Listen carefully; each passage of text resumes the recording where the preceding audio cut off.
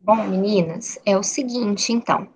Hoje a gente vai fazer a revisão e eu vou corrigir alguns daqueles exercícios que vocês começaram a fazer na semana passada, tá? Então, eu vou passar o gabarito para vocês.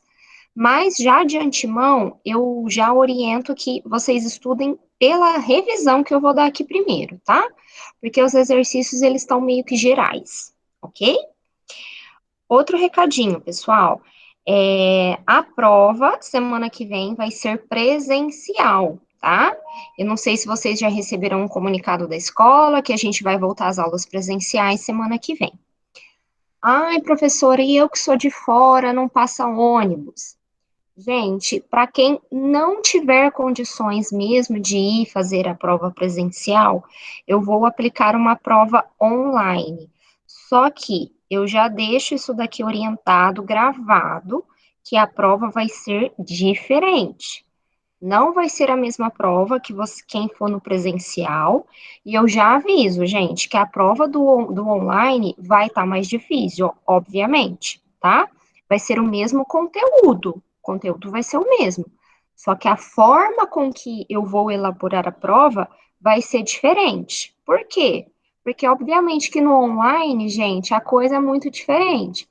Então, eu vou dar uma prova, por exemplo, que vocês não vai ser uma prova de memorização, que vocês vão achar os conteúdos prontos. Vai ser uma prova que quem estudou vai conseguir fazer, tá? Porque na hora que chega na hora da prova online, a pessoa não vai ter muito tempo para pesquisar, não, as coisas na internet, né? Porque eu vou dar um tempo também para essa pessoa do online fazer. A partir do momento que eu entregar, a pessoa tem 1 hora e 20 minutos para me devolver, senão vai zerar a prova, também do online, tá? Então, por isso que eu já estou falando de antemão, porque às vezes a pessoa fala, ah, eu vou deixar para fazer online, que eu nem vou estudar tanto. Vai se ferrar se acontecer isso. Então, tem que estudar também, porque senão não consegue fazer a prova a tempo. Dúvidas, meninas, sobre essa parte? Quem tem dúvida, pode perguntar.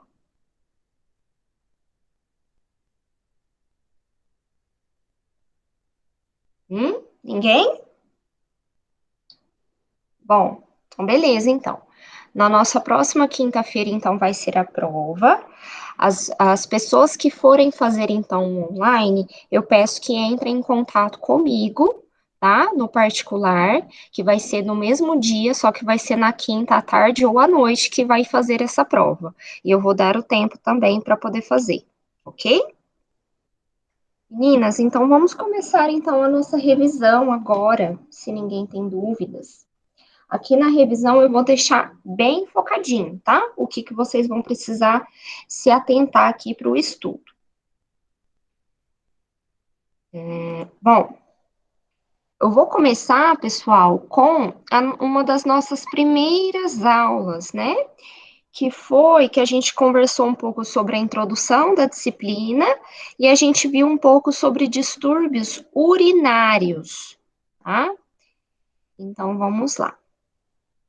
Tá todo mundo vendo a minha tela, gente? Confirmem para mim no microfone, porque eu não estou vendo lá, tá? Tá ótimo. Bom, pessoal, então vamos falar sobre o sistema urinário agora.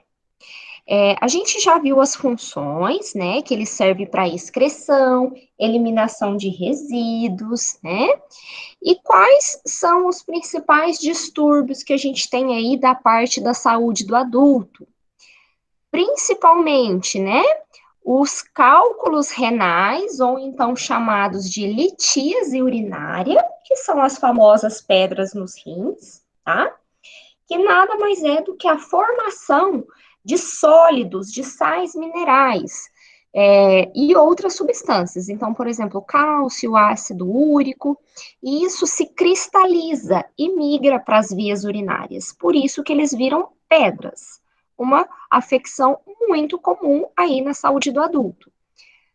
Quais são os sintomas? Dor, pode ter hematúria, que é aquele sangue na urina, né? Formas de tratamento: ingestão de líquido para poder expelir essa pedra de forma natural, ou então até mesmo laser, tá? Que se chama litotripsia, que aí eles vão lá, explodem essa pedra e a pessoa, né, elimina depois. Outro tipo de afecção muito comum é a infecção urinária, ou então infecção de trato urinário, que a sigla se chama ITU, ok? Esse tipo de infecção, pessoal, ele é muito mais comum no sexo feminino, nas mulheres. Por quê? Olhem só essa imagem. Na mulher, a uretra, ela é muito mais curta e próxima do ânus. Então, a gente tem que essa proximidade, né, é muito mais fácil as bactérias migrarem, então, para a bexiga e para o trato urinário. Por isso que elas são mais propensas. Agora, a uretra do homem, por exemplo, ela tem cerca de 20 centímetros, enquanto a da mulher são 4 centímetros. Então, é uma diferença muito grande, né? E essa infecção, geralmente, ela é causada por bactérias, tá? Então, entre os principais sintomas é a febre, né? A dor durante a micção, e a gente precisa tomar cuidado. Por quê? Porque principalmente idosos, né? Eles tendem a ter infecção urinária de repetição. Então, a gente precisa ficar de olho para tratar isso, porque também é uma condição grave. Se a pessoa não tratar, qualquer tipo de infecção pode se espalhar por todo o corpo, por toda a corrente sanguínea, ok? Bom, gente, eu acho que daqui dessa parte urinária é isso. Alguém tem alguma dúvida com relação a essa primeira parte?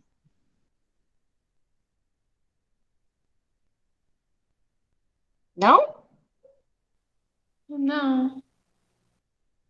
Beleza, então. Agora, pessoal, a gente vai entrar na parte de vias de administração de medicamentos, que a gente ficou várias aulas nisso. Vamos lá.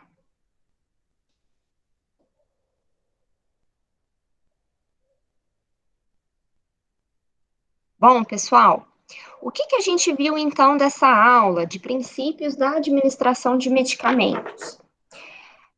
A gente viu que o sistema de medicação ele é muito mais complexo, né, do que a gente pensava, que envolve toda uma rede de gerenciamento, de aonde armazenar, né, aonde preparar e como dispensar essas medicações. Então, não é um processo muito simples, tá? E mais que a gente viu sobre essa aula? Deixa eu entrar aqui. Temos diversas vias de administração de medicamentos, então. A via tópica, que é aquela que tem efeito local, a via enteral, que é aquela com efeito sistêmico, ou seja, no corpo todo, e a via parenteral, que é aquela que também tem efeito sistêmico. Porém, a pessoa ingere, né, esse tipo de medicamento por uma via que não é o trato digestório. Então, por exemplo, uma via injetável. Aqui na enteral, a pessoa recebe pelo trato digestório. Então, um comprimido, por exemplo.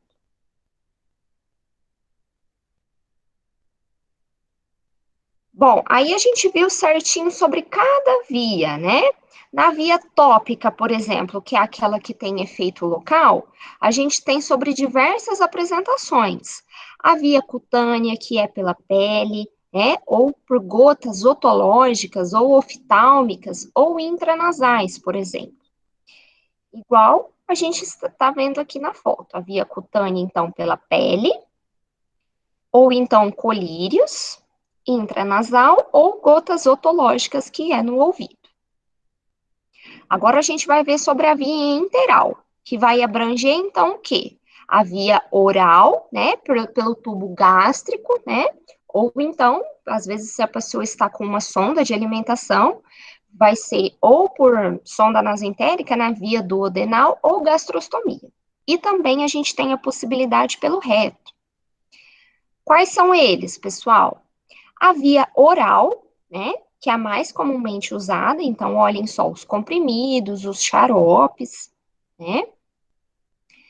E Aqui a gente pode ter também a via enteral pelo um tubo gástrico, um tubo de alimentação, e temos também a via retal, ok?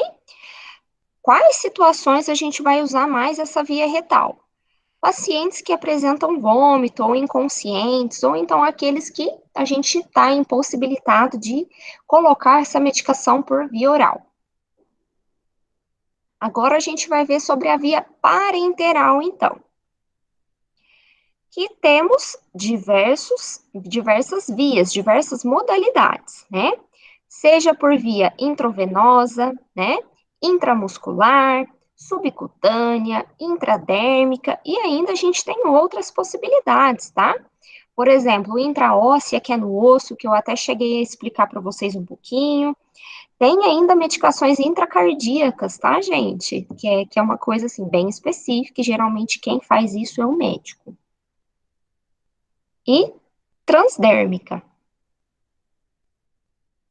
Então, olhem só. Continuando aqui essa parte, temos diversos outros tipos, né? Inaláveis, sublingual, que a gente viu também, e agora aqui os injetáveis propriamente ditos. Então, a intradérmica, que é no tecido da onde? Da derme. É um tecido mais superior da pele. Então, a angulação é 15 graus. A subcutânea, que é no tecido de gordura. A intramuscular, então, que é no músculo. A angulação, ela é um pouco maior. E a endovenosa, que então é direto na parede da veia. Bom, pessoal, o que mais que é importante aqui saber? Nós precisamos ter a consciência de que todas as medicações, a gente vai seguir alguns princípios básicos. Então, a higienização das mãos, verificar sempre a embalagem, né? E vários outros cuidados que eu não vou repetir isso daqui para vocês. Bom, o que mais que é importante, pessoal? Vamos pensar. Se eu estou falando, então, de via parenteral, que são os injetáveis, vocês precisam conhecer as diferenças entre essas vias aqui, ó. Então, vamos lá. Qual que, por exemplo, é a diferença da intradérmica para uma intramuscular, quando eu administro uma medicação? A gente tem que saber por que que está sendo escolhida essa via. Então, por exemplo, a via intradérmica, ela é uma via que demora muito mais para fazer absorção, né? Na via subcutânea, por exemplo, a gente não tem um suprimento de sangue ali. Ela é mais lenta do que a intramuscular. Então, a intramuscular vai ser absorvida mais rápido, né? Por exemplo. Tanto que hoje em dia a gente não aspira mais no subcutâneo, tá? Antigamente, quando ia administrar um injetável nesse tecido, eles aspiravam antes para ver se tinha retorno de sangue. Não faz isso mais, tá? A intramuscular, então, ela é uma via que a gente tem vasos sanguíneos ali perto e ela fornece uma absorção mais rápida do que a via subcutânea, obviamente, ok? Intramuscular ainda eu preciso entender que eu tenho várias regiões de administração, né, pessoal? Então, vamos relembrar, estou até adiantando aqui algumas coisas. Quais músculos que a gente tem? O deltoide, né? Qual mais? A gente tem também o vasto lateral da coxa, né? O glúteo superior e o glúteo médio e glúteo mínimo, esses dois é a região da ventroglútea. E a região aqui do bumbum, que é o glúteo máximo, é o dorsoglúteo. Então, a gente tem essas possibilidades de administração, tá? Então, falando novamente, pessoal, quais músculos administra intramuscular? Deltoide, glúteo máximo, que é aqui no bumbum, glúteo médio e mínimo, que é aquele da lateral da ventroglútea, e vasto lateral da coxa, ok? Bom, na injeção ainda subcutânea, gente, voltando a alguns pontos. Mesmo não sendo tão vascularizada, a gente precisa ter o cuidado na administração, tá? Porque é um tecido sensível e é um tecido que pode sim gerar prejuízos. Por exemplo, Uma pessoa que está usando insulina, que é aplicada no tecido subcutâneo, precisa fazer o rodízio de aplicações. Não dá para ficar aplicando toda vez no mesmo lugar, tá? Então tem que ir mudando, então, esse tipo de tecido, tá? Quais situações que eu uso, então, agora outra, a intradérmica, né? Pode ser usado para testes de vacina, né, pessoal? E vários outros. Só relembrar, gente, que esse tipo de via, ela é uma via muito mais lenta para absorver, tá? Então, demora muito mais. Se eu perguntar na prova, qual que é a via de administração mais rápida, que absorve mais rápido? Vocês me responderiam qual? Eu espero que vocês respondam a endovenosa. Por quê? Porque já está ali direto no vaso sanguíneo, no sangue. Então, ela é a via mais rápida de absorção, ok? Bom, meninas, vou continuando então. Qualquer coisa vocês me param, tá? Bom, aí dentro dessas vias de administração, né, a gente tem diversas formas de apresentação. Então, ó, da via oral, não vou passar isso, que é mais específico. Os cuidados, então, na administração desses medicamentos, então, quando, por exemplo, forem soluções que precisam de diluição, meninas, relembrar dessa necessidade de homogeneizar os medicamentos, né? Deixar eles realmente diluídos, porque pode ter momentos, pode ter medicações que são mais difíceis de diluir. Então, a gente precisa ter uma paciência e esperar, tá? Ele realmente acabar de diluir. Entre a via oral, né? Então, a gente tem aqui a via sublingual, que ela proporciona, então, uma absorção mais rápida do que comparado à via oral, tá? É lógico, gente, que se a gente comparar com os injetáveis, os injetáveis vão ser mais rápidos do que da via oral, ok? Via retal, introdução de medicamentos no reto, né, em forma de supositório. Já expliquei para vocês em quais situações que a gente faz esse tipo de aplicação. Quando o paciente não consegue tomar por via oral, está impossibilitado, não ajuda, né? Como, por exemplo, as crianças.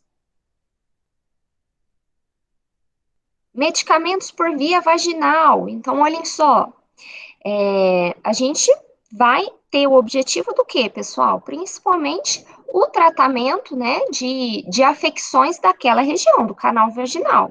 Ou pode ser infecções vaginais, ou então preparar para cirurgias que vão acontecer ali, cirurgias perineais, tá? Via cutânea, através da pele. Já falei para vocês também, pomadas, antissépticos que nós temos disponíveis. Via nasal, medicamentos através dessa mucosa nasal, tá? Com o objetivo do quê? De facilitar essa drenagem de secreções, ou então aeração, que é o quê? Respiração e levar esse medicamento para o pulmão. Via ocular, aplicação, então, diretamente por meio do olho. Via auricular, introdução de medicamento no canal auditivo. Então, pessoal, como vocês podem ter visto, a gente tem diversos tipos de vias de administração desses medicamentos, tá? Agora eu ainda vou continuar nessa parte de administração de medicamentos, mas eu vou falar um pouco mais sobre os injetáveis, tá? Deixa eu colocar aqui essa aula. Até agora, alguém tem alguma dúvida, gente?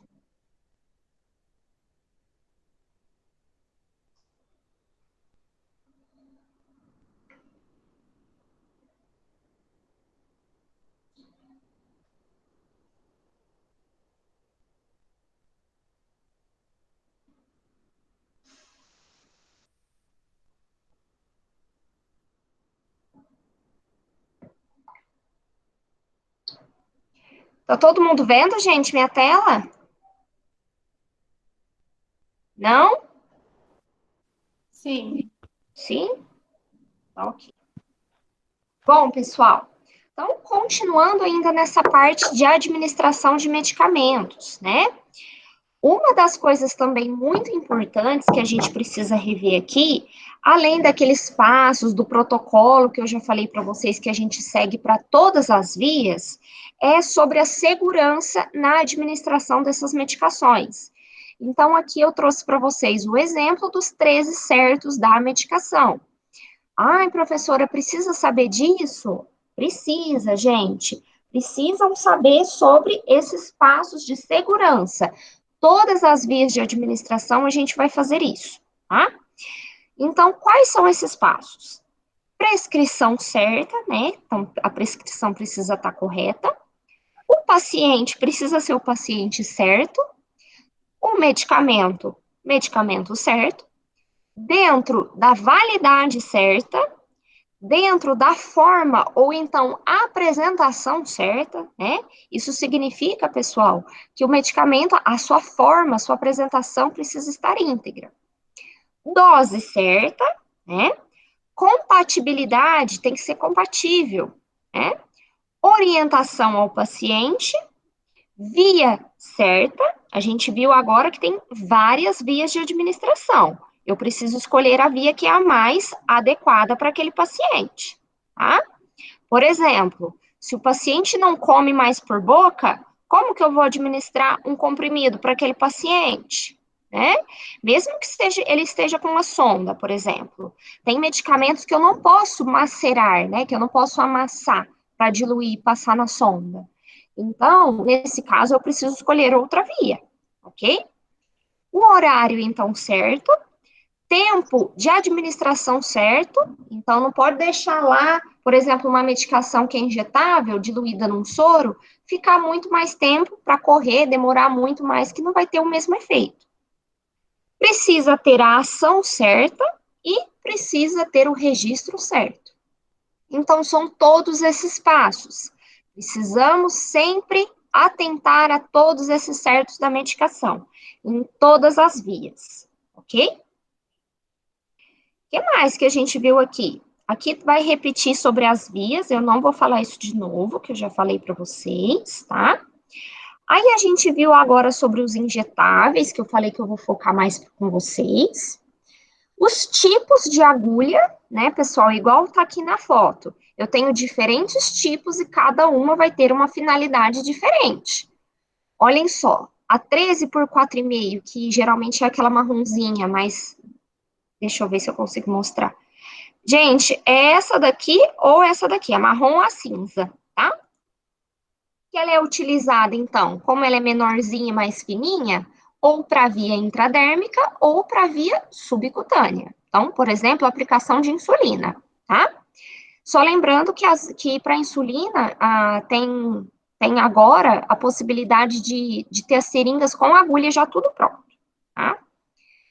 Temos também a 25 por 7 ou 25 por 8, que pode ser para todas as três, ou subcutânea, ou intramuscular, ou endovenosa. Só lembrando, gente, que os tipos de agulhas, quem vai escolher são vocês, ok? Vocês vão olhar o perfil do paciente. Então, por exemplo, se é um paciente obeso, então eu vou ter que pensar, provavelmente eu vou ter que usar uma agulha maior, com um calibre também maior, mais grossa, para eu atingir aquele tecido, né, que se propõe a fazer. Por exemplo, se vai fazer uma intramuscular em uma pessoa obesa, eu preciso de uma agulha maior para chegar realmente a agulha no músculo, porque senão vai chegar no tecido subcutâneo, que aí tem ação diferente, tá? Temos também a 30 por 7 ou 30 por 8, que aí sim vai ser exclusiva para ou intramuscular ou endovenosa. E a 40 por 12, que é aquela rosinha, que é somente para aspiração de medicamentos, ou então diluição, só no preparo. Pelo amor de Deus, não vai aplicar isso no paciente, tá? Então, são esses tipos aqui de agulhas que a gente já viu. Ai, professor, a agulha é a mesma coisa que abocate? Não, o abocate vai ser um catéter que posso deixar no paciente. Eu tenho uma parte desse catéter que ela é uma parte maleável, feita de plástico ou de silicone. Então, na hora que vocês puncionarem, vai retirar a parte da agulha e a parte daquele plastiquinho vai ficar dentro do paciente. Nós temos tamanhos diferentes também de abocate, que pode ser chamado também de gelco, ok, gente? Então, aqui, por exemplo, na foto, mostra que a gente tem esse catéter, né, esse abocate do 24 até o número 14. O 14 não está aqui.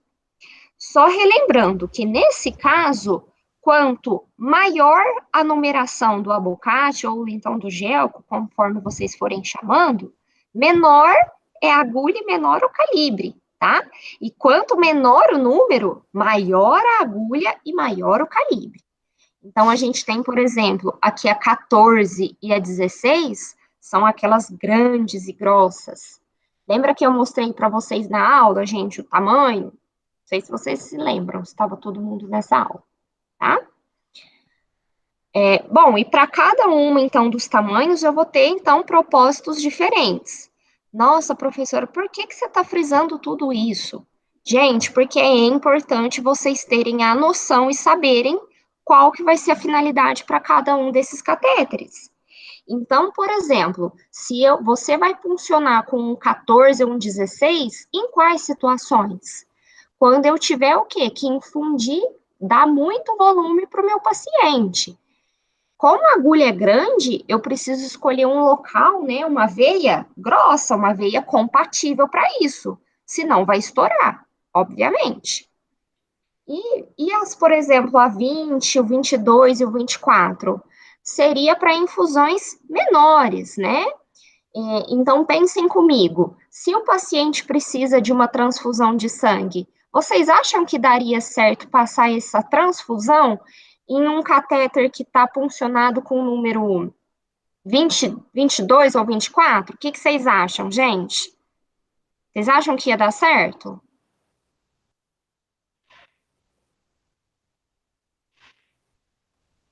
Vocês estão aí?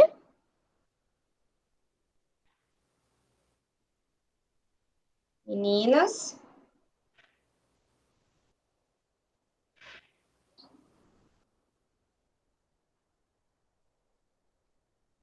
Gente, cadê vocês? Eu acho que não dá. Não dá, obrigada, viu, Mariana? Por quê, gente? Porque ela é muito fininha. A transfusão de sangue, por exemplo, é um líquido mais grosso, mais viscoso. Não vai passar nesse catéter que está muito fininho, muito pequeno. Vai entupir, né? Então, não dá. Então, vocês precisam ter esse conhecimento de saber que, peraí, aquele paciente vai ficar internado por um período maior.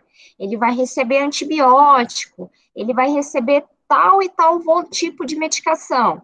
Então, a partir disso, você precisa escolher qual que vai ser o dispositivo mais adequado, né? Se ele vai fazer uma transfusão, ele minimamente precisa aí ter um 18, né?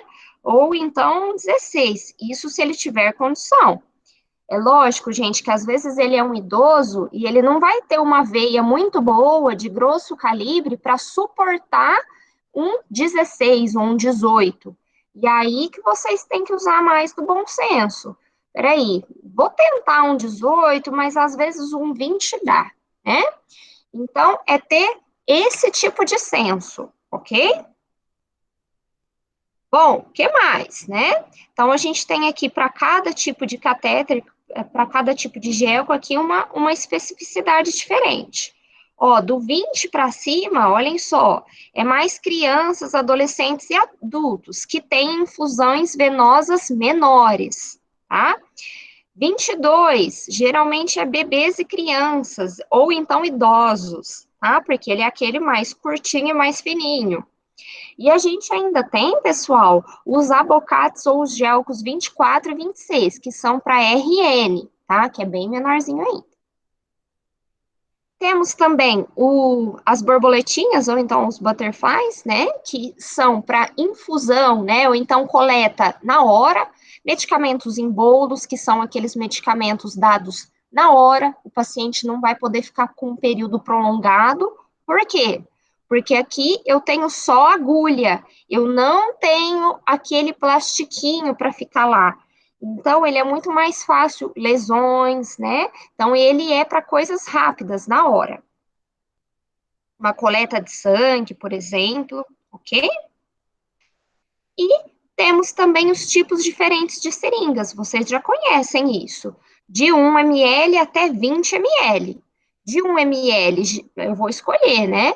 Se, por exemplo, o seu paciente vai fazer uma intradérmica, possivelmente eu vou escolher ou essa ou a de 3 ml, porque a infusão, pessoal, na derme, ela suporta volumes muito pequenos, volume de até 2, 1 ml e meio. Então, o tecido dali da derme não aguenta muita infusão. Então, tem que ser uma seringuinha menor, né? E aí, a gente tem as outras mais para frente, tá? Bom, agora eu vou falar um pouco mais de cada uma ainda. Vocês percebam que eu estou focando muito nas vias injetáveis, ok? Via intradérmica, gente. Uma via, então, direta na derme, que suporta pequenos volumes. Então, até 1 ml, tá? Usada para quê? Testes de alergias, testes de sensibilidade, tá? E olha a técnica de aplicação. Via subcutânea, né? É usada, então, no tecido de gordura, tá? A gente pode ter a possibilidade, por exemplo, de insulina, algumas vacinas, por exemplo, do sarampo, antirrábica. A gente tem alguns medicamentos também, por exemplo, a heparina ou a enoxaparina, não sei se vocês já viram isso no estágio, tá? E quais são as regiões que a gente aplica de subcutânea? Temos regiões próprias também, que é a face lateral aqui do braço, onde a gente tem o tchauzinho, tá? A gente tem aqui a parte lateral do abdômen, aonde fica o pneuzinho, não é no centro do abdômen, da barriga, é na lateral, tá? A gente pode ter também a face lateral da coxa para poder aplicar, tá? E cada vez essa pessoa tem que fazer o rodízio de aplicações. Via intramuscular, direto no músculo, tá? Temos diversas regiões, já falei para vocês. Deltoide, né? A gente tem o glúteo máximo, glúteo médio e mínimo e o vasto lateral. E lembrar, gente, isso daqui eu vou cobrar de vocês. Qual que é o volume máximo de aplicação? Quanto de líquido que eu posso aplicar em cada músculo? Tem que saber isso. Então, por exemplo, o deltoide, que é esse do braço, ele tem um volume menor. Eu não posso aplicar um volume grande aqui nesse músculo, porque ele é um músculo pequeno. Geralmente, o máximo, olhem só, é 3 ml, tá? Agora, e no glúteo? Vamos ir lá para o glúteo, né? O bumbum, glúteo máximo, 5 ml. Glúteo médio e mínimo, mesma coisa, 5 ml. Quando eu falo de glúteo médio e mínimo, eu estou falando de um lugar só, que é a região de aplicação ventroglútea, tá? A aplicação do bumbum, que é no glúteo máximo, é dorsoglútea, que chama essa aplicação, ok? E no vasto lateral da coxa, qual que é o volume? Geralmente é 4 ml, tá, pessoal? Aqui tá 5, mas é geralmente 4 ml. Aí aqui tem depois para vocês identificarem, olhem só, todos esses músculos. Então, ó, o vasto lateral da coxa, aqui bem na lateral. O dorsoglúteo, então, que é o do bumbum, onde a gente divide em quadrantes esse glúteo e aplica sempre no superior direito, aqui nesse caso, tá? Lembra que a gente foi para o laboratório, tá? E vocês treinaram isso. Sempre no superior, não pode ser no meio, igual está aqui na foto. Região deltoide, que então é o do braço. Deixa eu ver se tem foto. Tem aqui uma foto para vocês, tá? 90 graus, geralmente, escolhe a agulha apropriada. E a região ventroglútea, né? A técnica ventroglútea. Lembra que eu também pontuei, pessoal. Esse tipo de aplicação geralmente é o melhor. Por quê? Porque ali não tem vasos sanguíneos ou nervos importantes. Então, é a técnica mais adequada e a que menos dói. Só que, infelizmente, é a que menos aplicam, tá? Como que eu faço essa técnica? Lembra que no laboratório eu ensinei para vocês, gente? A gente coloca o nosso dedo, né, indicador aqui na espinha ilíaca e o dedo médico na crista ilíaca. Vai formar um V, igual está aqui na foto. E a aplicação vai ser bem aqui no meio do V do seu dedo, né?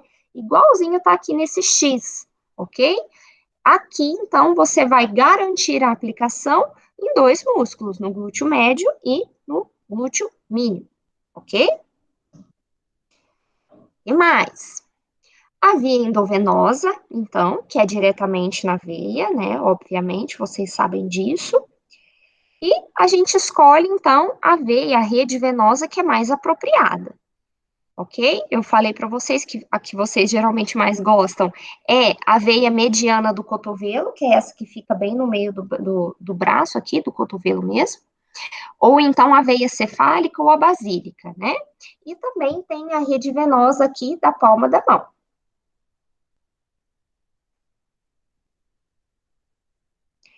Cuidados com flebite. O que que é flebite, gente?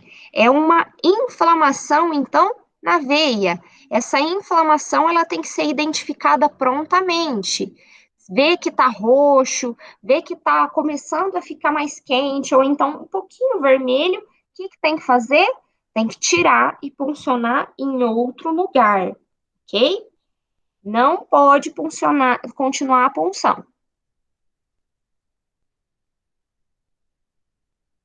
Tudo bem, gente? Tá tranquilo até aqui? Sim. Ok, então. A subcutânea, até quantos ml pode aplicar? Na subcutânea, geralmente é até 3 ml, nem isso. Vai ser, geralmente, a aplicação de insulina é 1 ml, 2 ml, tá? Meninas, vou então recapitular.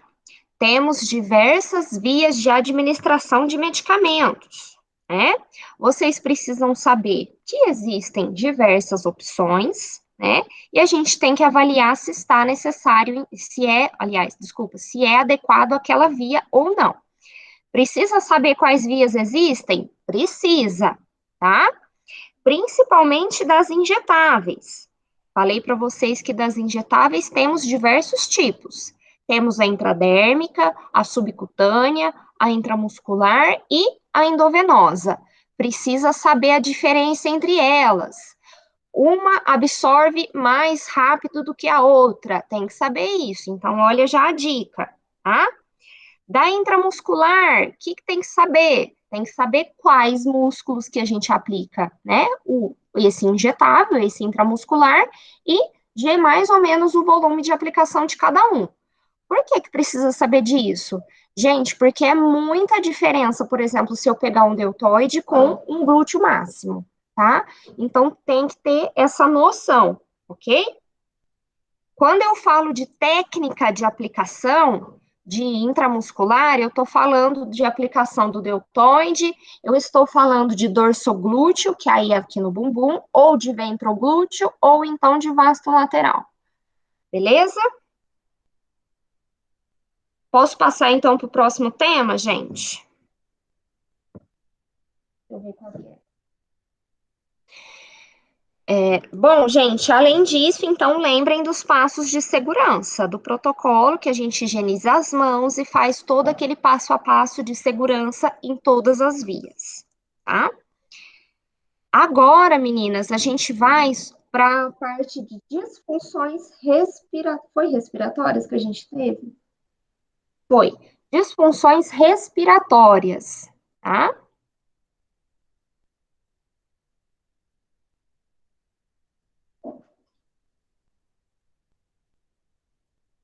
Estão vendo, né?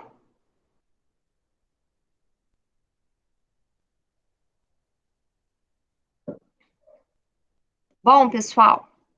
aqui nessa parte de alterações respiratórias, eu vou deixar bem focado. O que que a gente começou a ver? DPOC. O que que é o DPOC? É uma doença, né, pulmonar obstrutiva crônica. Aqui eu tenho que saber que ocorre destruição aonde? Nos alvéolos pulmonares.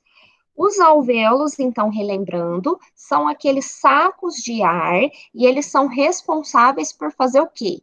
Por fazer a troca gasosa, que é a troca do sangue, por exemplo, rico em dióxido de carbono por sangue oxigenado. Ou seja, gente, eles são muito importantes. Né? Se eu tenho destruição desses alvéolos, eu tenho que saber que essa pessoa não vai conseguir fazer essa troca gasosa.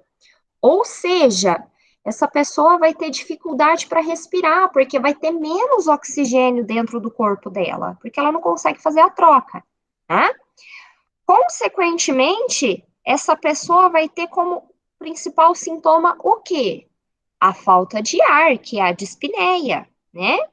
E essa falta de ar vai ficando cada vez mais frequente, se essa pessoa, por exemplo, não deixar de fumar. Porque uma das principais causas do DPOC é o fumo, o tabagismo.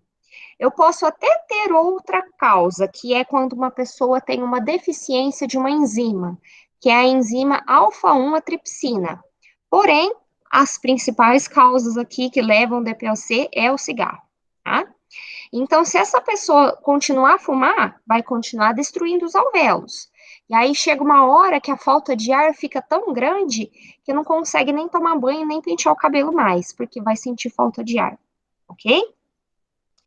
Bom, que mais, pessoal? Como essa pessoa tem falta de oxigênio circulante, isso é um ponto muito importante. Então, prestem atenção. Essa pessoa, pessoal, ela tem menos oxigênio, então, dentro do corpo. Beleza. Só que isso, gente, vai fazer com que essa pessoa se acostume com essa falta de oxigênio. Então, ela acostuma com o excesso de gás carbônico. E aí, com isso, só para vocês terem uma ideia, a saturação, ela pode ficar de 78 a 92, tá? Eu mudei esse número, gente, porque isso é muito variável. Tem pessoa com DPOC que pode saturar 79, tá? E ainda estar bem. Então, tem que saber que esse valor aqui da saturação, ele é mais baixo mesmo na pessoa que tem DPOC, justamente por conta disso, porque tem menos oxigênio circulante, tá? E aí, o que está a grande questão daqui, pessoal?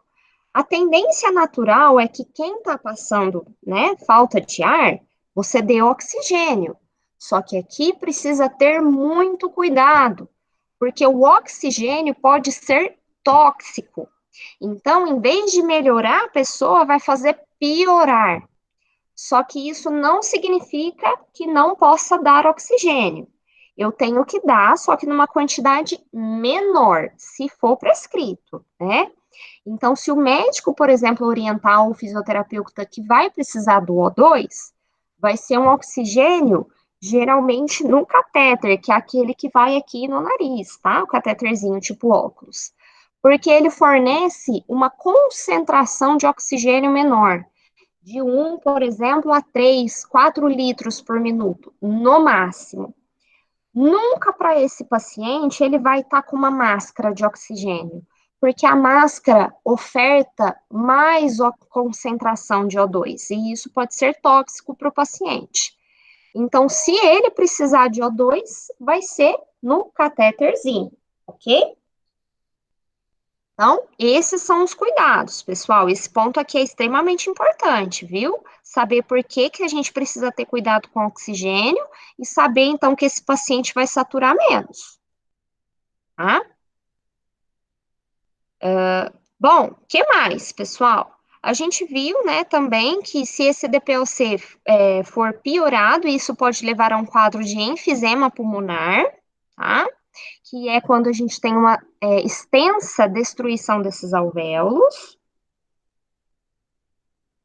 E qual que é o tipo de tratamento, pessoal? Primeira coisa, parar de fumar, para a gente evitar destruir cada vez mais esse pulmão, né? E outras formas, né, de tratamento vai ser o controle da doença, porque realmente não vai ter o que a gente possa fazer aqui no caso não tem como recuperar os alvéolos. Então a gente vai preservar o que tem, melhorar a capacidade pulmonar desse paciente, tá? Outro tópico que a gente viu foi sobre a bronquite, que é a inflamação, então, nos brônquios desse paciente. Essa inflamação pode ser originada, pessoal, por meio de estímulos, estímulos alérgicos, por exemplo, né? Como o contato com o pó, com a poeira, pode fazer o quê?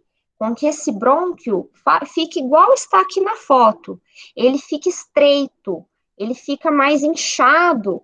E aí, com isso, a passagem de ar vai entrar e sair com muita dificuldade, porque está pequenininho o espaço para passar o ar, né? E como é uma inflamação ou infecção, isso pode gerar a produção do quê? De muco também, né? De secreção. Por isso que o paciente pode ter tosse, né? Ou então catarro, por conta dessa produção de muco da inflamação. Temos diversos tipos de bronquite. Se for bronquite crônica, que é aquela com que o paciente tem inflamação crônica desses brônquios de sempre, né, por conta de estímulos alérgicos, isso não tem cura, tá? Mas como que a gente pode tratar? O tratamento é sempre na base do controle dos sintomas, tá?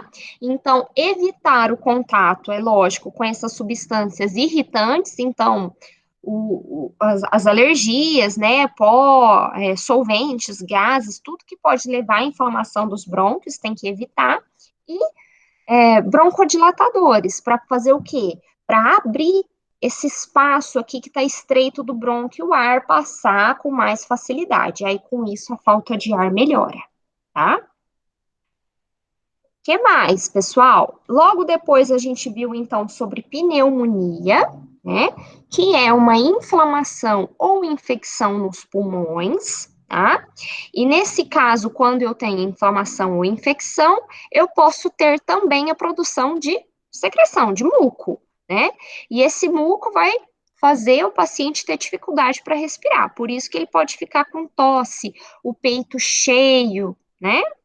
E todos aqueles sintomas que eu já vou falar para vocês da pneumonia. O que precisa saber dessa parte, gente? Saber que eu tenho diversos tipos de pneumonias. Eu posso ter pneumonias virais, bacterianas, por fungos, pneumonias químicas e ainda pneumonia aspirativa, tá? Qual que é a mais comum que acontece no meio hospitalar, na prática aí? É a pneumonia bacteriana, ok, gente? A mais comum. Sinais e sintomas: calafrios, tremores, suor, dor no peito, febre, né? Os lábios e unhas podem ficar roxos, ou seja, com cianose. No caso da pneumonia bacteriana, como ela é a mais comum, lembrar que o tratamento é por meio de antibióticos. Mas calma lá, muita atenção nessa hora. Cada tipo de pneumonia eu tenho um tratamento diferente, gente. O antibiótico vai ser só para tratamento da pneumonia bacteriana. Se o paciente estiver com uma pneumonia viral, qual que vai ser o tratamento? Geralmente não tem, tá? Não tem um antiviral específico. Vai ter só o controle mesmo daquela doença, dos sintomas. Então, de dor, de febre, de melhorar a respiração, mas normalmente tem que esperar com que o vírus saia do corpo. E temos também, pessoal, que saber que algumas pneumonias virais são contagiosas, tá? Então, pode contaminar a pessoa que é da mesma família, o parceiro, tá? Então, tem que tomar cuidado com isso. Para as outras pneumonias, é a mesma coisa. O tratamento é com base nos sintomas, tá? Só a pneumonia bacteriana, então, que o tratamento é por antibiótico, ok? Bom, o que mais, pessoal? A gente viu também nessa aula sobre a asma, né? Que é uma doença que caracteriza-se por inflamação crônica das vias aéreas. Essa inflamação, né, resulta de um estreitamento, gente, reversível, ou seja, tem que saber isso. Por quê? Tem que saber que tem volta, tem como reverter esse quadro. E esse estreitamento da via aérea, ele fecha, né, a via aérea por conta também de fatores desencadeantes, né? Igual a gente viu aqui na bronquite. A gente pode ter o contato com alterações climáticas, com mofo, pólen, pelos, alimentos, medicamentos. Então, às vezes, a pessoa é alérgica, por exemplo, à dipirona, entra em contato com a dipirona e, infelizmente, desencadeia uma resposta de asma. Então, são esses estímulos que podem levar ao quê? Essa via aérea ficar estreita, tá? Bom, o que que a pessoa vai sentir? Principal é a falta de ar, a dispneia, pode ter também uma dor, um aperto no peito e ainda uma tosse, que pode ser com secreção ou não, tá? O tratamento, ele é na base de broncodilatadores e de anti-inflamatórios. Eles podem ser usados de diversas formas, olhem só. Por nebulização, que é a fumacinha, por bombinhas, comprimidos, xaropes, ou ainda aqueles inaladores de pó seco, que é quando coloca o comprimido lá dentro, fura e suga aquele comprimido, ok? Bom, gente, por fim, eu nem sei se eu expliquei isso para vocês, mas eu vou falar aqui rapidinho, que é do derrame pleural, que nada mais é do que, gente, água no pulmão, tá? Quando o paciente tem água no pulmão. Água especificadamente na pleura. Pleura é a camada que reveste o pulmão, tá? Por que que isso pode acontecer?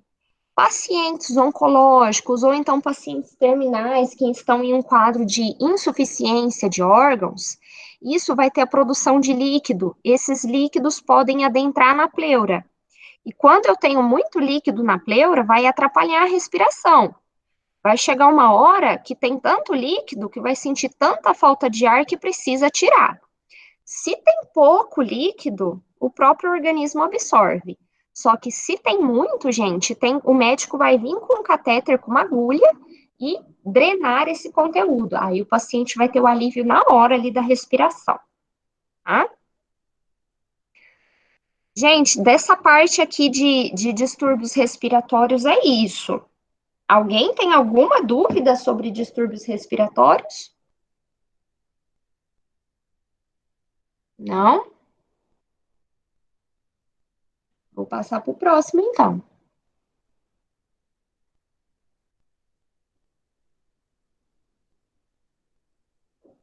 Bom, qual foi o outro que a gente viu? Próxima aula, gente.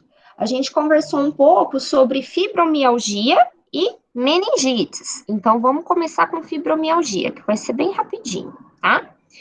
Fibromialgia, gente, é uma síndrome que é caracterizada por uma dor difusa, uma dor músculo-esquelética. Parece que não é só no músculo, parece que é no osso, é uma dor intensa, tá? Só que é uma dor que não é localizada, precisa saber isso. É uma dor que é difusa, não dá para eu falar, por exemplo, que é uma dor no braço. É uma dor em tudo, parece, tá? Então, é uma dor difusa, acompanhada por fadiga e distúrbios no sono, tá?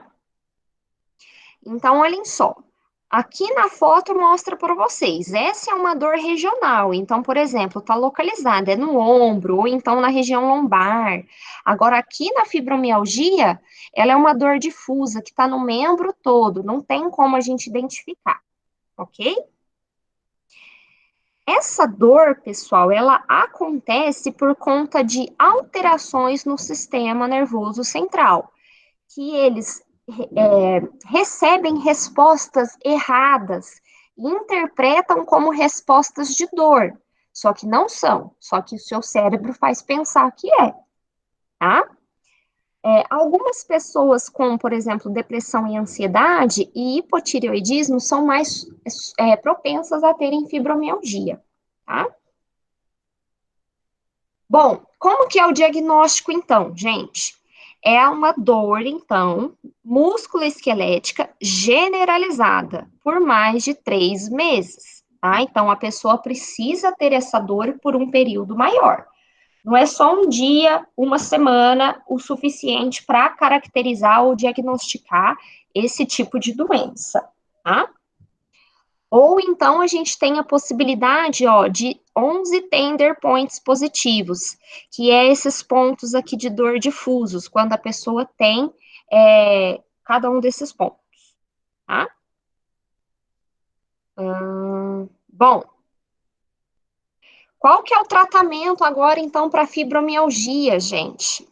Temos que saber que existem duas modalidades. O tratamento não farmacológico, que envolve a educação, então, para esse paciente, exercícios, terapia, alongamento e fortalecimento muscular e hidroterapia, para relaxar esses músculos e tentar diminuir essa dor. E temos também o tratamento farmacológico, que envolve tomar anticonvulsivantes, antidepressivos, analgésicos e os opioides.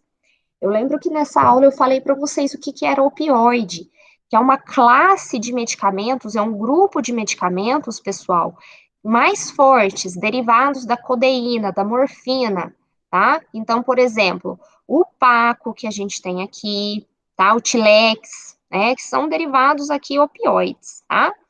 A gente pode ter tramal e até opções muito mais fortes, né? Que aqui são opioides fracos que tá falando. Bom, fibromialgia, então, é isso, tá, gente? Essa dor difusa, não localizada, acompanhada de fadiga e distúrbios no sono. Por quê? Porque a pessoa não consegue, né, dormir porque sente realmente dor. Quais são os cuidados de enfermagem nesse caso? Eu lembro que vocês responderam umas questõezinhas nessa aula, né, para depois me entregar. Lembrar desses cuidados de orientação para o paciente, de alongamento, de hidroterapia, de oferecer o suporte, né, para esse paciente, e ainda o uso, a administração dessas medicações. Esses são os cuidados de enfermagem quando eu falo de fibromialgia, ok? Agora vamos aqui para a segunda parte que a gente falou sobre meningites agora. O que que é meningite, gente? Meningite é a ocorrência de inflamação nas meninges. O que que são meninges, gente? São finas estruturas que recobrem e envolvem o cérebro e a medula, tá? Quando elas inflamam, a gente tem um perigo aí envolvido, tá? Pode deixar sequela para esse paciente, então, por exemplo. O que que pode levar, então, essa infecção?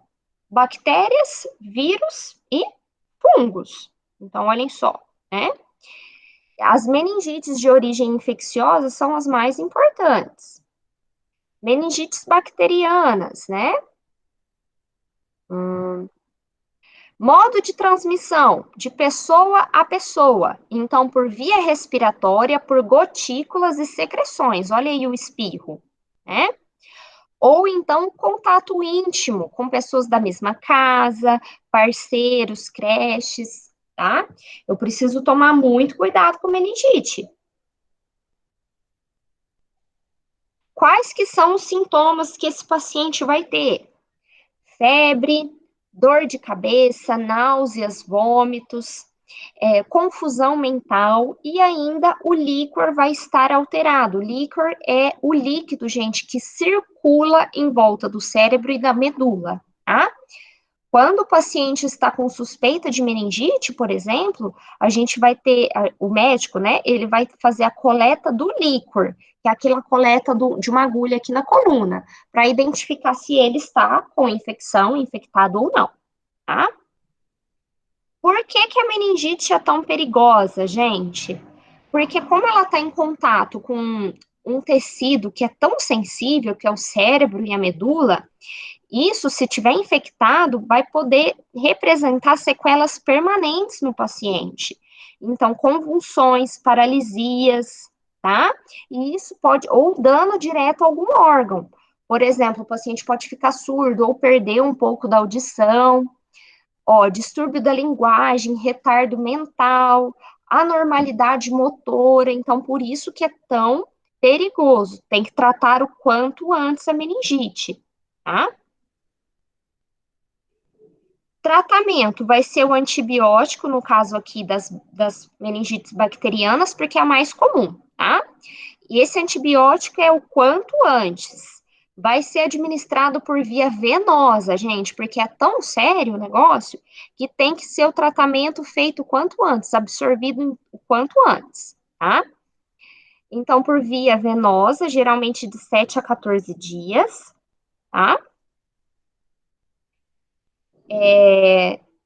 Deixa eu ver o que mais. A gente ainda tem a opção, por exemplo, a droga de escolha para quimioprofilaxia, para evitar esses casos, é a rifampicina, que a gente pode ter essa opção.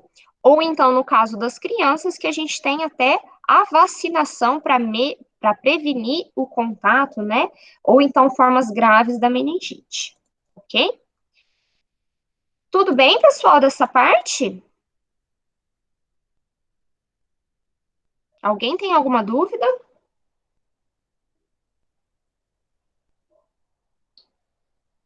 Não? Não. Tá, ok. Meninas, a gente vai então para o nosso último tema, que é distúrbios neurológicos, tá? Vou colocar aqui.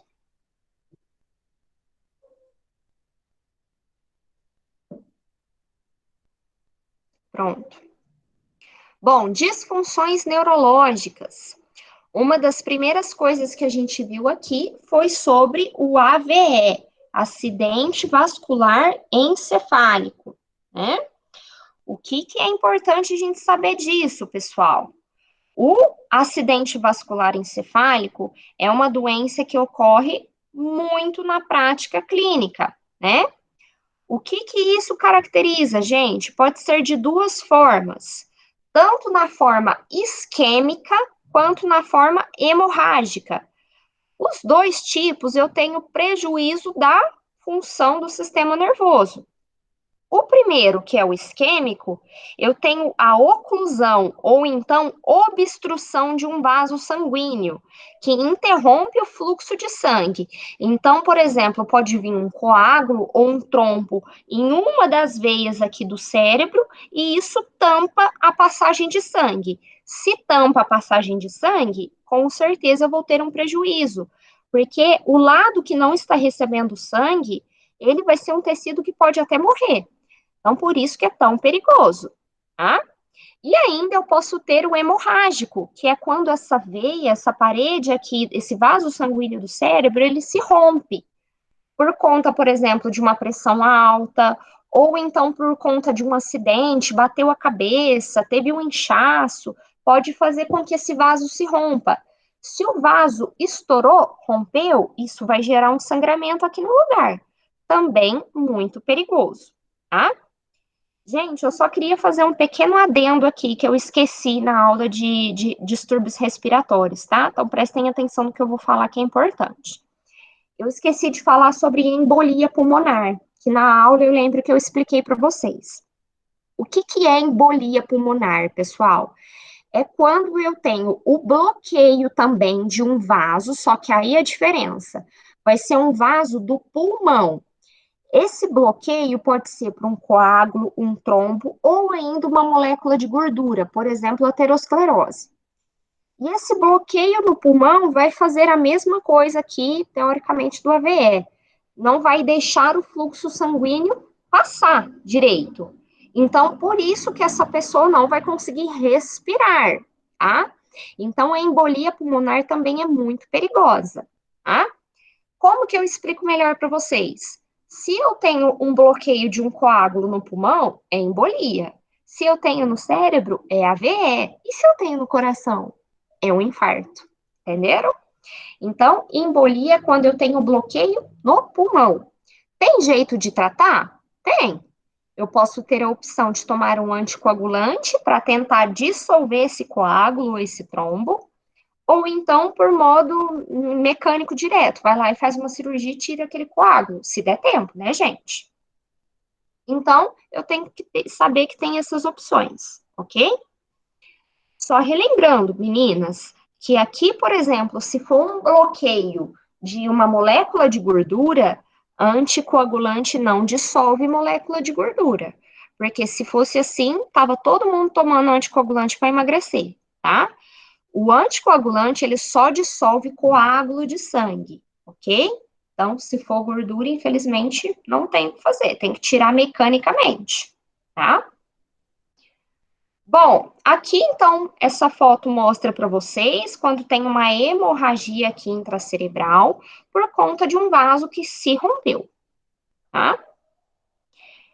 Como que vai levar então a um quadro de AVE? Todos esses casos que eu falei para vocês, gente, a pressão alta, o cigarro, que o cigarro tem substâncias tóxicas que podem fazer o vaso romper ou então gerar esses coágulos, esses trombos, tá? O diabetes também, porque a glicose alta, ela é tóxica para o corpo, que pode levar isso a acontecer. Pílulas anticoncepcionais, porque isso favorece a formação de trombos. Quem toma anticoncepcional, gente, sabe que é mais suscetível a ter trombose. Então, isso pode levar a uma AVE, tá? Uso de álcool e por aí vai. Agora eu vou falar dos sintomas, que isso é importante. O que que o paciente vai sentir, pessoal? Fraqueza, tá? Isso em tudo. Distúrbios visuais, então perda da visão, geralmente uma sombra em um dos olhos. Perda sensitiva, que é quando ele fica com uma dormência, parece um formigamento. Linguagem afasia e fala que fica alterada, fica com distúrbios na linguagem, gente. O paciente pensa em uma coisa, mas fala outra. Isso se chama afasia, tá? Pode ter convulsões, então, olhem só, no caso aqui, por conta dessa alteração aqui do sistema nervoso, pode levar a convulsões. E deixa eu ver se eu trouxe uma imagem. Sempre lembrem de fazer aquele teste, tá, pessoal? Que eu falei para vocês. Pedir para a pessoa sorrir e ver se um lado do corpo vai conseguir, se ele está paralisado ou não, fica com desvio aqui do sorriso, igual está aqui nessa foto, tá? Descida do canto da boca. Pede para o paciente elevar os braços, porque se ele tiver com AVC, ele não vai conseguir levantar um dos braços. E a boca, ela fica meio que dormente, não consegue sorrir direito, tá? Como que é o tratamento, gente? Vai ser variado. Se for um AVE isquêmico, a gente vai fazer o tratamento com o quê? Terapia antitrombótica, né? Antitrombolítica, para contra a coagulação, fazer como se fosse dissolver esse coágulo, tá? E lógico que aí eu vou precisar verificar se teve dano permanente, né? Tentar controlar isso. Se o paciente tem, né, fuma, parar de fumar o quanto antes e controlar, por exemplo, a diabetes se ele tiver. Se no caso for um AVE hemorrágico, precisa, dependendo do caso, ir para cirurgia, conter aquela hemorragia e, se necessário, até colocar, gente, não é é um dreno mesmo para puxar aquela secreção, né, que tá vindo. O cérebro tá inchado. Então, dependendo do caso, precisa até disso, porque a pressão lá dentro tá muito grande, tá?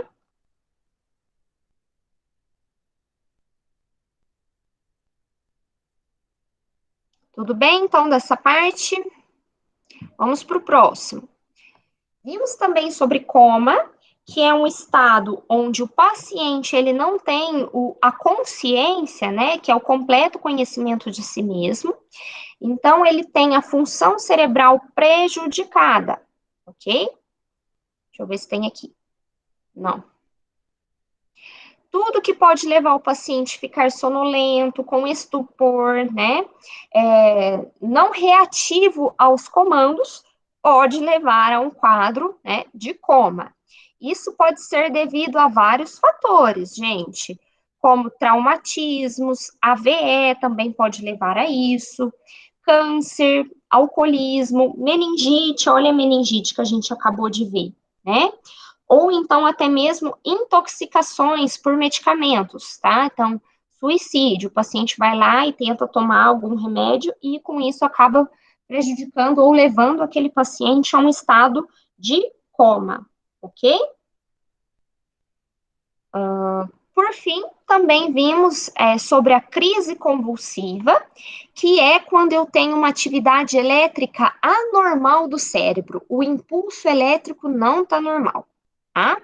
Isso é muito grave, porque o paciente pode passar por várias situações na vida inteira que podem levar a isso.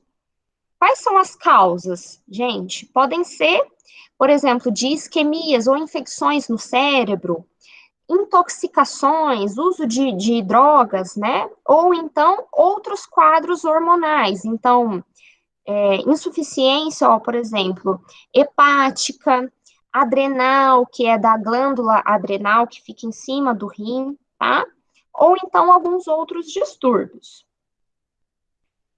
As crises convulsivas podem ser de diferentes classificações, podem ser crises agudas que demoram mais ou crises que demoram menos, tá? O tratamento, ele é feito por algumas medicações para controlar esses impulsos, tá? E de cuidados de enfermagem, meninas, sempre saber dessa descrição. Monitorar os sinais vitais, oferecer oxigênio, proteger o paciente contra a queda, né? Medir a glicemia, a oximetria, tá? E a partir daí fazer a avaliação. Que se aquele paciente, por exemplo, tiver uma crise repetida, né, for de intervalos menores, levar ele para o hospital. Ou se tiver algum tipo de sinal, né, de traumatismo também, ok? Então, cuidados igual vocês estão vendo aqui na foto. Lateralizar o paciente, não colocar nada na boca, proteger a cabeça, afrouxar as roupas apertadas, né? Enquanto isso, outra pessoa vai ligar pedindo ajuda e esperar aquela crise passar. Não pode segurar o paciente, tentar fazer ele não mexer, porque isso vai ser pior. Pode até deslocar ou quebrar algum osso, tá? Ah, a gente também viu de lesão medular. Rapidinho, gente, esse é o último tema. Lesão medular é quando eu tenho uma lesão direta aqui na espinha, né? E essa lesão pode ser proporcionada por um traumatismo, né? Principalmente, ou por deformações. Só precisam entender que depende da onde foi essa lesão, eu tenho um tipo de sequela. Quanto mais para cima for a lesão, mais chance de sequelas mais graves. Então, por exemplo, se for uma lesão nas vértebras cervicais, eu tenho mais chance de ter uma tetraplegia. Se for nas vértebras torácicas, paraplegia. E quanto mais para baixo, menos risco, teoricamente, o paciente tem. Ok? Meninas, tudo bem? Ninguém tem dúvida de nada?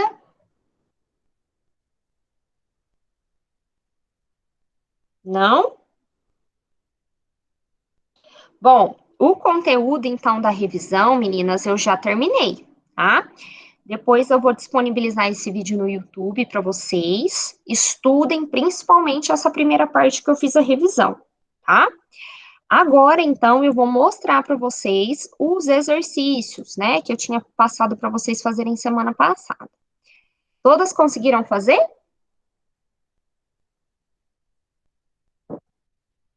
Ou não? Eu consegui. Ah, que bom.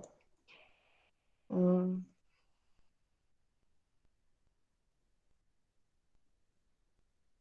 deixa eu apresentar aqui. Bom, meninas, agora então eu vou precisar que vocês participem, hein? Vamos lá, eu vou começar então a dar as respostas aqui dos exercícios. Questão 1.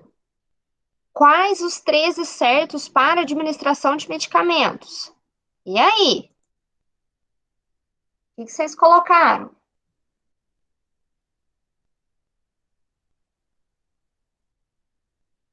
E aí, gente?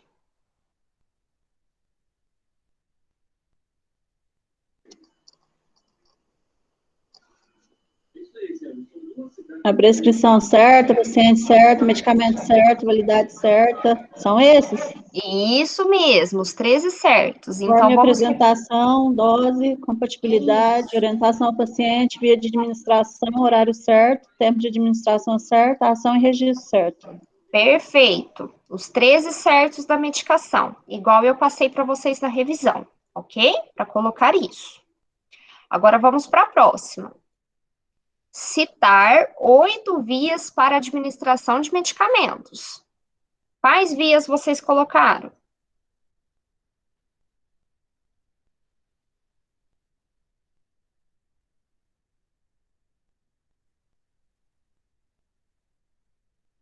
E aí, gente?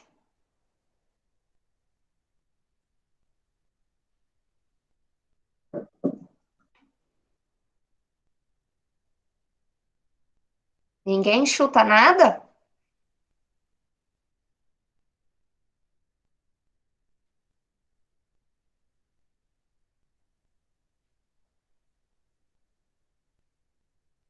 Ninguém fez essa questão, gente?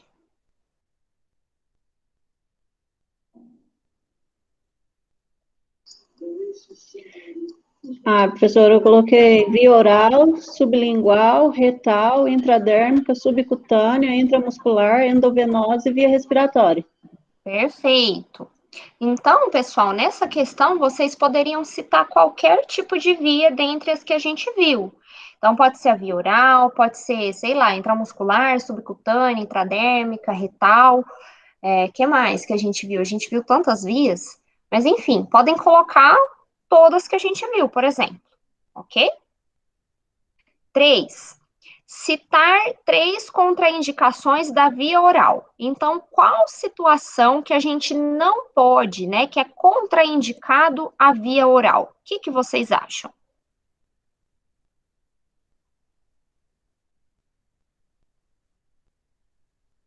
Vamos Eu lá, coloquei, meninas. eu coloquei quando o paciente tem dificuldade de deglutir, quando tem Uhum. vômito e quando a necessidade de absorção rápida. Perfeito, Mariana, exatamente.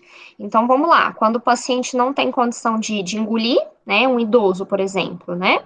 Ou então, quando o paciente está com um quadro de vômito, está vomitando, não vai adiantar dar o comprimido por via oral. Ou então, qual outra situação? Eu preciso de uma administração, uma absorção rápida, um efeito imediato. A via oral, então, está contraindicada se eu preciso de efeito imediato, ok? Perfeito, vamos para a próxima. 4. Quais as vantagens da via sublingual? Ela é usada para administração de medicações de urgência. Dê 2 exemplos. Que vocês colocaram nessa?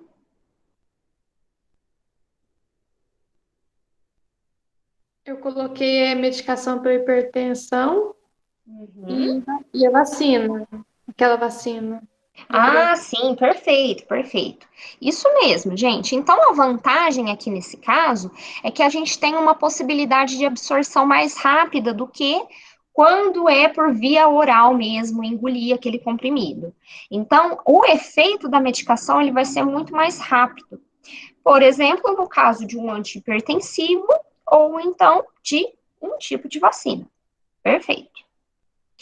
Agora a gente tem a 5, né?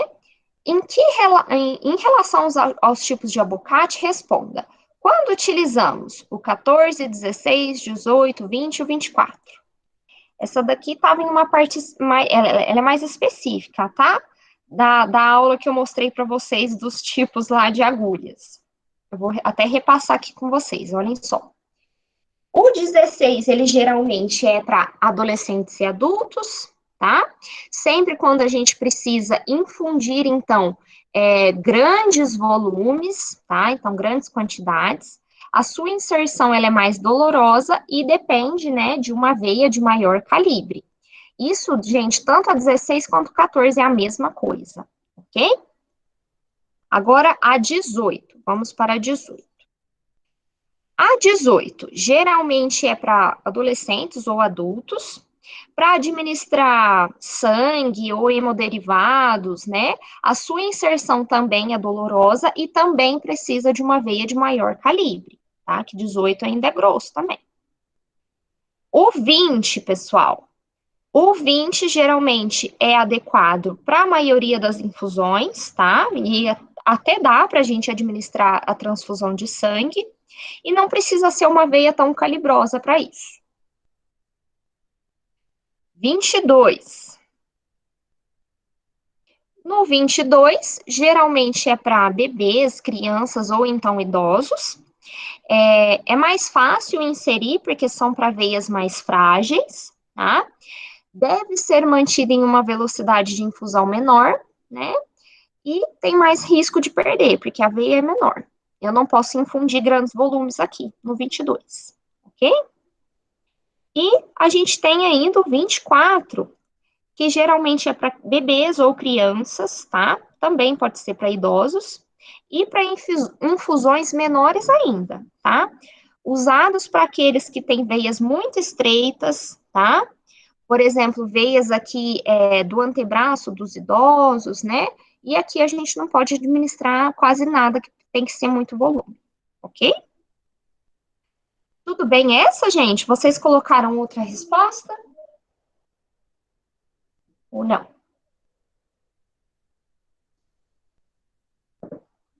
Então, vou passar. 6.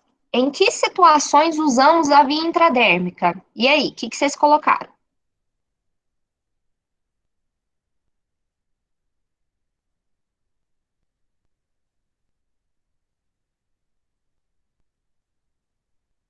O que vocês colocaram nessa, meninas? Para teste de hipersensibilidade, alergia e aplicação de BCG. Perfeito. Isso mesmo, tá? Próxima. 7. Quais os músculos preferencialmente utilizados para administração de medicamentos? E aí, o que vocês colocaram?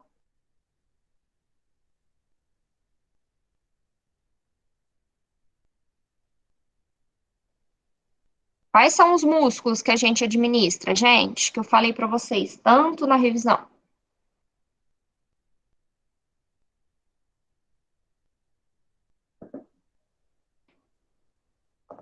Hum?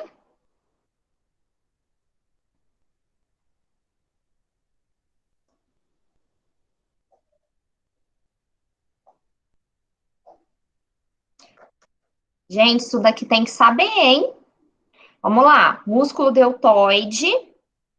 Que mais? Glúteo máximo, glúteo médio e mínimo e vasto lateral da coxa. Ok? Próximo. Qual volume que podemos administrar no deltoide? De 1 a 2 ml no máximo. Vasto lateral da coxa, 4 ml. E músculo glúteo, 5 ml no máximo. Ok? 9. Vamos lá. Sobre fibromialgia, assina a única alternativa correta. A. É uma síndrome clínica caracterizada por dor musculoesquelética localizada acompanhada de fadiga? E aí, vocês acham que tá certo ou tá errado essa alternativa?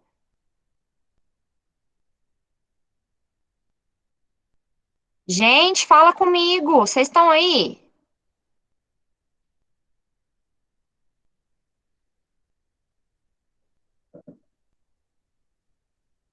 Vocês acham que está errada, gente? Preciso que vocês respondam.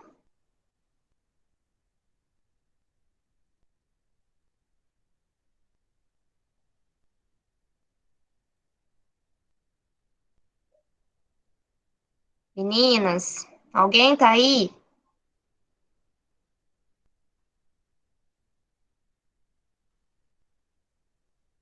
Ninguém tá aí? Tá todo mundo dormindo, então?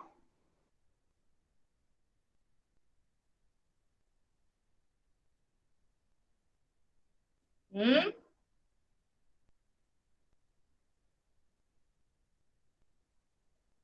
Preciso que vocês falem comigo, gente. Não dá para eu corrigir o exercício aqui sozinha, não. Vão me falando aqui, então, pelo chat. Vocês acham que essa alternativa A tá certa ou tá errada?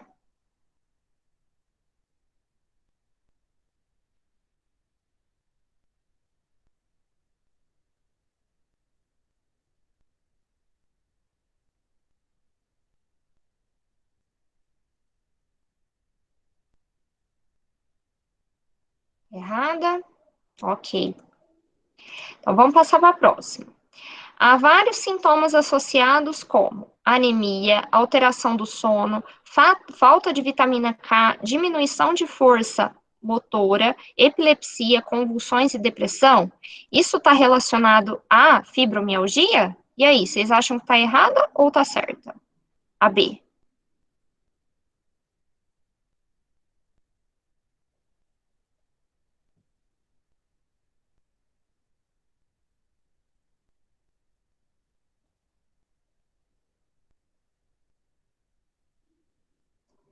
Meninas, falem comigo. Errada. Tá, então vamos passar para a próxima. Errada.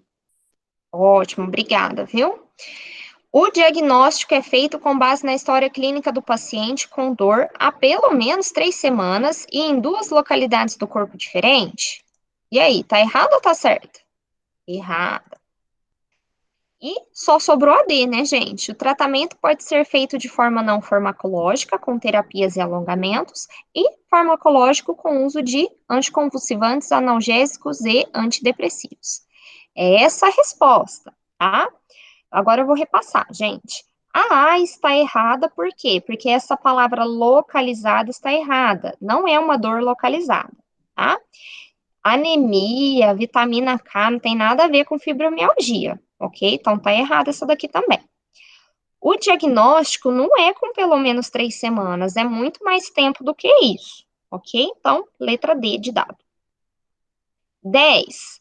A meningite é uma doença que atinge o sistema nervoso e é caracterizada por um processo inflamatório que atinge a membrana que envolve o cérebro e a medula. Mais frequentemente é ocasionada por vírus ou bactéria. Sua prevenção é importante pela severidade de alguns casos que podem evoluir a óbito. Não são sintomas da meningite. Qual a alternativa que vocês colocaram nessa, gente? A C. C de casa? É. Então, A C. ó, tá. Então, aqui vocês vão colocar quais que não são sintomas, ou seja, a alternativa errada. Úlceras de pernas, pés, caroços e nódulos no corpo. Isso não tem nada a ver com meningite, é a letra C mesmo, tá? Febre alta e persistente, com certeza pode ser um sintoma. Perda do apetite, sonolência e confusão também. Diarreia, crise convulsiva e coma. E agitação ou grande sensibilidade à luz. Perfeito. A 11 já até tem a resposta, ai, droga. Vamos lá. A vacina meningocócica C para crianças devem ser administrada em 2 doses, sendo a primeira dose aos... Ixi, não tem aqui os meses, pulou. E, nossa, gente, pulou tudo. Não, na verdade, vocês vão colocar, né? Gente, essa daqui eu não tinha passado para vocês na aula, tá? Então, fiquem tranquilos que isso é uma questão muito específica de concurso. E eu não vou pedir nada de vacinação para vocês, tá? Só para vocês saberem, essa vacina é administrada com 3, 5 e 12 meses no calendário vacinal da criança, tá? 12.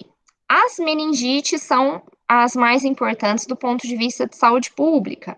Na ocorrência de um caso de meningite, as medidas que devem ser adotadas para a prevenção correspondem a... Qual que vocês colocaram, gente?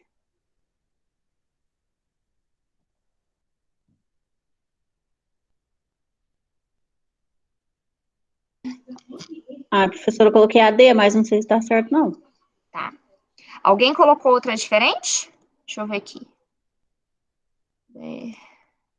Vamos ver. Bom, o que a gente tem que fazer em casos de surtos aqui de meningite? Vamos ver. A. Vacinar todos os moradores. B. Identificar e tratar os portadores sadios para que não venha adoecer. Gente, essa daqui eu tô fazendo junto com vocês, porque eu não lembro. Essa aqui não é, não. Prover o estoque de antibióticos para... Qual que vocês colocaram? A D, né? Eu coloquei a Não. D.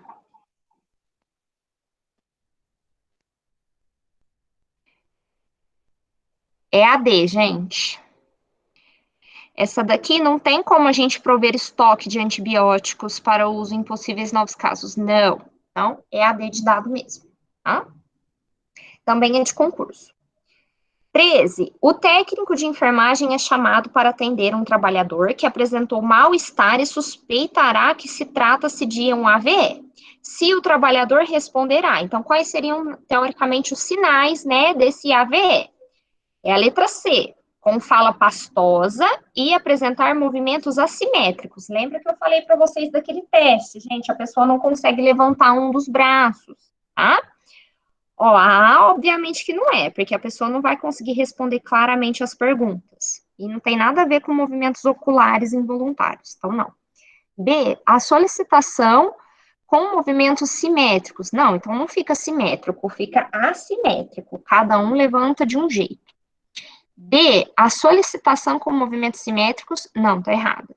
Com mímica facial normal. Então, não, por isso que é a C. Vocês já tinham colocado a C ou a D?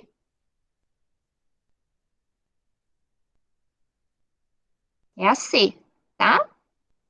14. O atendimento imediato e qualificado aos indivíduos com AVE, então, é vital para a sobrevida do paciente. Nesse contexto, o Ministério da Saúde instituiu critérios de inclusão para o uso de tromboembolítico endovenoso, sendo um deles, B de bola, o acidente vascular isquêmico em qualquer território encefálico. Então, qualquer paciente que estiver com o AVE, gente, isquêmico, que é aquele por oclusão, precisa instituir esse tipo de antitrombolítico, tá? Isso não depende da idade, não, depende de um tempo, sim, só que eu não passei para vocês o tempo, porque cada instituição coloca um protocolo diferente, tá? Tudo bem?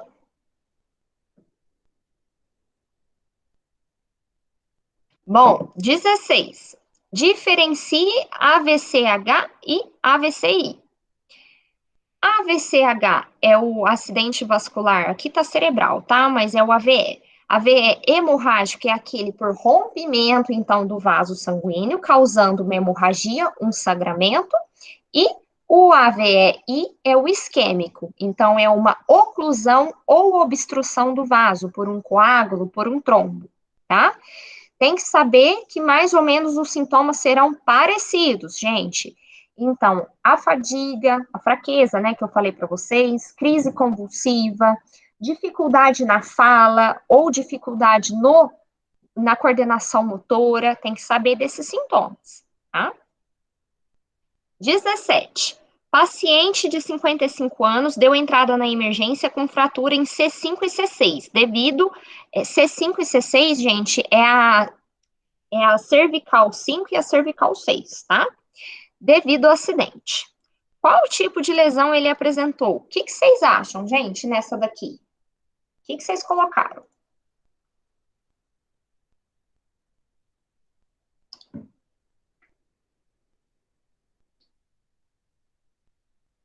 Hã?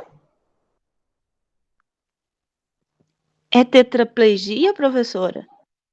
Isso, é tetraplegia, porque a cervical, gente, é a primeira das vértebras aqui torácicas, vértebras da coluna. Então, quanto mais alto, mais complicado, né, mais arriscado é. Então, além de sofrer uma chance de tetraplegia, a gente precisa ter todos esses cuidados, de não movimentar o paciente. Quando ele é vítima de um tipo de traumatismo desse, tem que ficar com o colar cervical a todo momento. E esse é um dos tipos de cuidados de enfermagem, tá? E a última, gente, 18. Por que as mulheres são mais suscetíveis a ITU, que é infecção de trato urinário? Quais são os cuidados de enfermagem e formas de prevenção? E aí, o que vocês colocaram?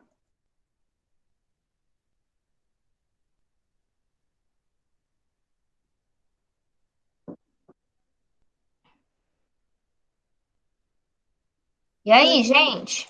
O último? Porque o canal urinário da mulher é menor. Perfeito. O canal urinário da mulher é menor. E quais são os cuidados de enfermagem e formas de prevenção? O que vocês acham?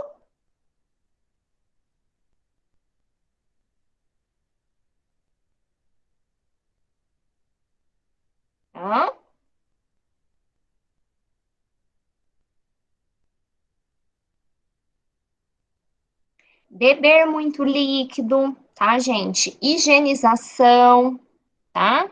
Mas sempre se manter hidratado, né? Dieta com controle de sal, tá? E a gente vai cuidar para evitar esses sintomas de aparecerem, né? Sempre fazer xixi, não ficar com a bexiga cheia, né? Fazer exercícios do períneo para fortalecer a musculatura do períneo, que aí isso faz a pessoa ter um menos risco de ter incontinência, e com isso infecção e por aí vai. Ok? Tudo bem, então, meninas? Que a gente já finalizou aqui tanto a revisão quanto a correção dos exercícios. Alguém ficou com alguma dúvida?